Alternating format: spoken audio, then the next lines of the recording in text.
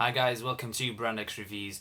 I'm just going to do a continuation of a series of reviews that I started sometime last year, and that was of this series of graphic novels known as the Marvel Cinematic Universe official tie-ins, also known as Preludes.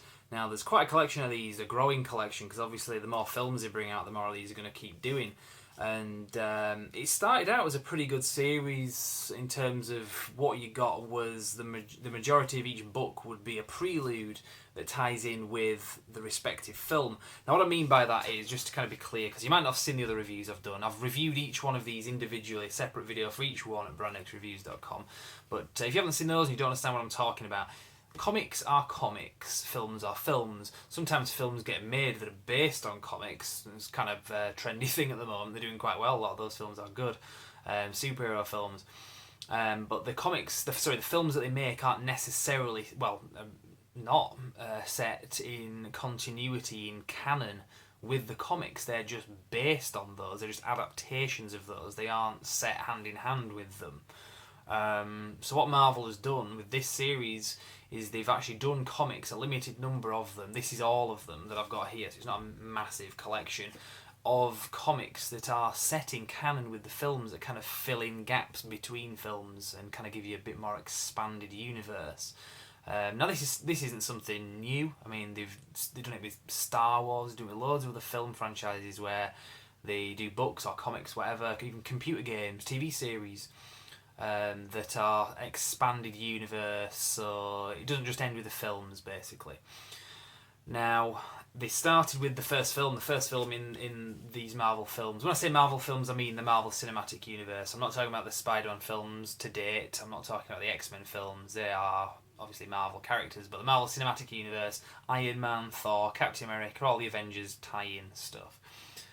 If you don't know what that is, I've done separate videos elsewhere, and seriously, if you don't understand that, you're going to have to get your head around it. The first one was Iron Man in 2008. It was called I Am Iron Man, and it started out, you would have maybe an adaptation of the film as well as a new story which is set in continuity with the film, just kind of bridge gaps and stuff. So that was the first one from 2008. They didn't do one for the Incredible Hulk, and in 2008, also in 2008, and they didn't do one for Thor, the 2011, the first Thor film. Those are only two films that they haven't done these preludes for. So they did one for Iron Man 2 in 2010. It was called Public Identity, and it just said based on the hit movie, just as the last one did. They all have a similar sort of look to them. The covers have this kind of look to them. Kind of gives it kind of an almost widescreen shot, kind of to make it look like it's got the impression of it being in a film. The next one, as I said, they didn't do a Thor one, so they did one that tied in with Captain America, the First Avenger from 2011, and that was called First Vengeance, again based on the hit movie. The next film out had two preludes. There's one called Fury's Big Week, and there's one called Black Widow Strikes. And at this point, they started calling them preludes, and they also introduced this seal here, this red seal, which says Marvel Cinematic Universe official tie-in, and we see that from everyone that they've done from that point on, because they were really getting established at this point. So there were two that tied in with those. This one's kind of expanded on Nick Fury's stuff that he gets into between some of the films, and this one was a bit of backstory to the Black Widow, and quite good. And the majority of it, there was filler in these. I mean, you'd have some extra little bits, like maybe I think there was like a story from the 60s, the elements, like the introduction of the Scarlet Witch character. Sorry, the Scarlett Johansson playing the Black Widow character. There was some of the origin stuff that was the films were based on. So again, that isn't technically Prelude, that's the original comics that the films are based on. But that was just filler, like I say. The majority of those was the Prelude, which is what you wanted. Iron Man 3, that was the next one. They ditched giving them names from this point, like names like this was called Fury's Big Week. At this point on, they just called it the name of the film and then Prelude, and they kept the seal. In this one, this is a story that is the filler in this was basically it gave us the Iron Man 2 film, a graphic novelisation of Iron Man 2, maybe expanded slightly, and then you'd have a separate story, a new story that's set as the prelude to Iron Man 3. But then they'd also kind of fill the thing up with an older comic that isn't set in canon with the films. It isn't in any way a prelude. It's just an old comic that elements of the film were based on, just for the sake of filling the book. I'm not saying that as a bad thing. I'm just saying that's kind of, if you're expecting the whole thing to be the prelude, it's not. But I think the majority of this was set in continuity with the films. It was just a little bit of filler there. Thor the Dark World Prelude, as you can see, I've reviewed this separately, and again it had quite a bit of filler, origin stuff, like with Malekith, the character, the bad guy from Thor the Dark World. You had a story that, just an older story with his character that the film was based on, that isn't prelude, isn't set in continuity with the film. And you got to the point with the next one, though, Captain America Winter Soldier one, where the actual prelude element in this was very brief. The majority of this was just old stuff, as you can see here. This is old comics that the film is based on, not actual prelude stuff. So it was a short story within that, which I can see the reason for it. If that's all they did, they just want to do the book and they just have to fill it up to the extreme. But it's just, they've just kind of buffed it up, and I think it probably drives a lot of readers nuts that they did that. Guardians of the Galaxy, similar deal. There is your prelude story to the film, but again, the majority of it is just old comic stuff that the films and characters are kind of based on. You've got like one of the original stories with Groot from, I think, from the 1950s. So again, that's not a prelude to Guardians of the Galaxy. That's just old comic stuff. And it gets to the point where we've got the new one, which I'm going to review here very briefly, Avengers Age of Ultron official tie-in.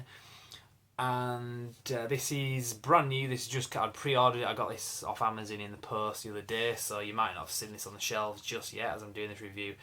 The contents of this, only 17 pages of this, is actually a prelude story to Avengers Age of Ultron. The rest of it is all just buffed up, which again drives a lot of people nuts with other stories and things that the characters are based on. So I can be specific anyway. So let's just have a look at some of the artwork. Anyway, that's the back of the thing. That's the front. If you know what these look like, if you're looking at in a shop, that's what kind of they look like from the side. That's what you've got to look out for. So it looks like every other graphic novel pretty much. And the inside advertises the previous Guardians of the Galaxy Prelude, which I've reviewed separately. It also gives you the SHIELD logo as well.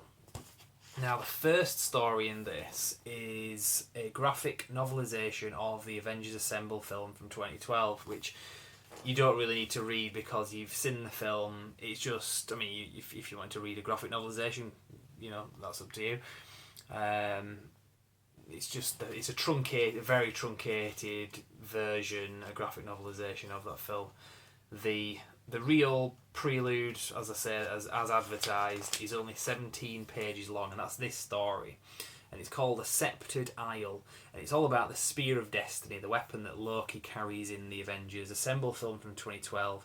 Now, we didn't really see specifically how the Spear of Destiny got from being in the possession of S.H.I.E.L.D. at the end of Avengers Assemble to being in the possession of Hydra in that midway post-credit scene in Captain America the Winter Soldier. It's not a stretch of the imagination how it got into their hands, because obviously S.H.I.E.L.D. is Hydra, Hydra is S.H.I.E.L.D. But this story fills in that blank, so it's a pretty good story in that sense.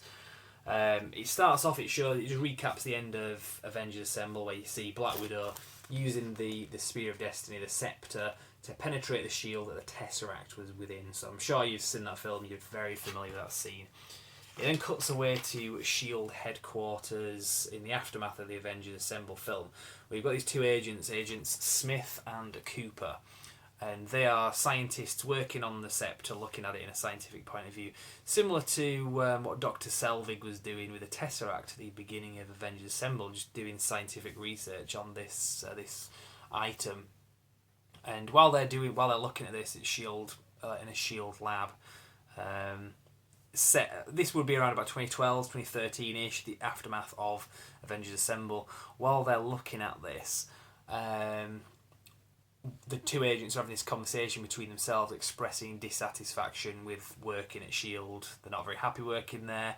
They're a bit pissed off because I think one of them's been demoted by Agent Hill, basically. While they're expressing dissatisfaction in private, this security guard is listening to their conversation and has a bit of a kind of dodgy look on his face. So you kind of think, well, he's working for Hydra within S.H.I.E.L.D. because this is all set before the events of the Winter Soldier film, when it all came out that Hydra was infiltrating S.H.I.E.L.D. So that security guard that was listening to them then leaves this note with one of the guys working in the lab, this Agent Smith. No Matrix connections. He's just called Agent Smith. And he's left a note saying, come to this hangar. So he goes to the hangar and he's greeted by Baron Strucker, who is one of the bad guys working for Hydra. You saw him in that midway post-credit scene in Captain America the Winter Soldier. And he's going to be a bad guy in the Avengers Age of Ultron film. So it's kind of introducing him here. And he greets this Agent Smith, the one that works for S.H.I.E.L.D., that's kind of pissed off with S.H.I.E.L.D. And he basically says, I know you're not happy, why do you come work for us within S.H.I.E.L.D.? And for the betterment of mankind, your career will be an advantage if you come work for us.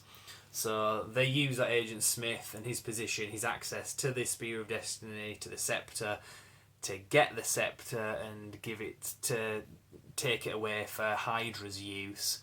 So that's how you get to see specifically the Spear of Destiny got from being with S.H.I.E.L.D. to Hydra. And it cuts away to this place called Sokovia, which is kind of Middle Eastern European country. It says a country in turmoil. Now, if you've seen the Avengers Age of Ultron trailer, you'll recognise this building, this fort in Sokovia, which is ultimately where that midway post-credit scene where you got to see the Scarlet Witch and Quicksilver in the Winter Soldier is set. Ultimately, this confirms that. I mean, I kind of already knew that anyway, but this confirms it anyway. And you're going to see that building. I think it's the beginning of Avengers Age of Ultron with Baron Strucker. And it's a country in turmoil. You can see there's like demonstrators on the streets kind of thing. Doesn't do a very good job explaining in relation to that building where these demonstrators are, but I'm thinking it's somewhere nearby. It then shows the Spear of Destiny, the Scepter, arriving at this place in Sokovia, and Baron Strucker kind of talking about it and weaponising it as well. But they're saying that they need human test subjects to do some of their work. So then they go to some of the demonstrators on the streets. One of them is the Quicksilver character, the other one is Scarlet Witch, the twins. So they recruit these twins. It kind of doesn't really make sense. These guys are demonstrating for freedom. The Hydra guys that are working there say, well, if you want freedom, we can make you really strong, like the Avengers, basically. They volunteer. It doesn't really make sense why they would do that. But they do that anyway, and it kind of shows them there, whatever they're doing, it's in relation to the Scepter. It doesn't really go into the exact specifics, but it's saying that we can give you powers based on this, do tests and stuff. Then it shows a couple of guys just randomly talking about Project Insight, which if you've seen the Captain America the Winter Soldier film, you'll know what that is. Because then it cuts away to the events of Captain America the Winter Soldier, which I'm sure these scenes here you'll be very familiar with from that film. And then it just cuts away to Baron Strucker talking about S.H.I.E.L.D. and Hydra, two sides of a coin that are no longer currency. Kind of, where does it say that? Saying it there, which you're probably thinking, I've heard that before. That's the conversation that we saw in that midway post-credit scene in the Winter Soldier. So the rest of it here is just basically ending this story the way that scene plays out in the film. So you've got Baron Strucker talking about test subjects and the survivors, these two. So we've kind of seen that they got recruited as test subjects. We don't know exactly what they did to them, but it's unleashed these powers on them. One's very fast, that would be Quicksilver, and one's got this kind of hex power, that would be the Scarlet Witch.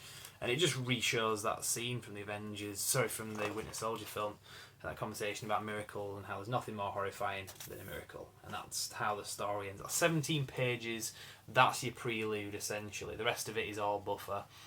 It's good for your comic book nuts. That you can see that the rest of this, it's all origin stuff. So you've got the original appearance of the Vision character from the 60s, just really old comics, and about 2/3, maybe 3/4 of this are now just old comics that the characters are based on in the film. It's not actually Prelude, it's not actually canon with the film. I keep repeating myself there, but that's what it is. So if you're expecting the majority of this to be all tie-in with the film, you're going to be disappointed. But it's still worth getting because the actual comics that are in here are good, and it does kind of give you a bit of background knowledge on the characters, where they're coming from. So I've kind of rambled on a bit there. So that's your Prelude anyway. So this is what it looks like if you're looking for this. They have it on Amazon. Like I say, pre-ordered it, but I haven't seen it in any of the shops yet. So slowly but surely you'll be able to get hold of this. And I do recommend these. I know I've been kind of critical about them, but they are good. I've enjoyed reading them, and I'm hoping that they keep releasing more of them for the future films that they release, because they're worth a read anyway. So I'll leave it there anyway. I will be reviewing the film Avengers Age of Ultron when it comes out in the UK on the 23rd of April.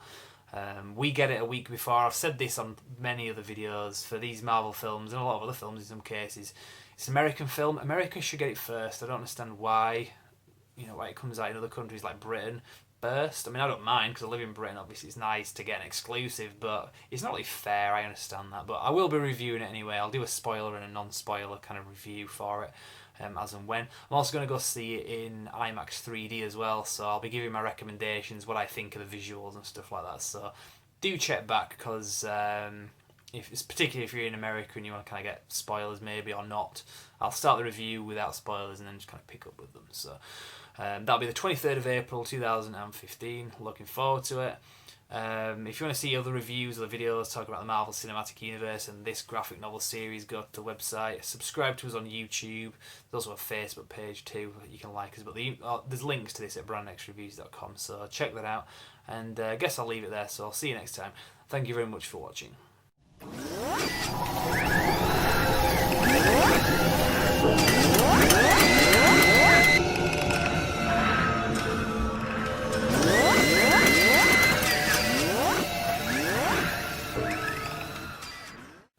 Hi guys, I hope you enjoyed the video. Just so you know, for more news, reviews and retrospectives, you can like our page on Facebook, simply called Brand X Reviews.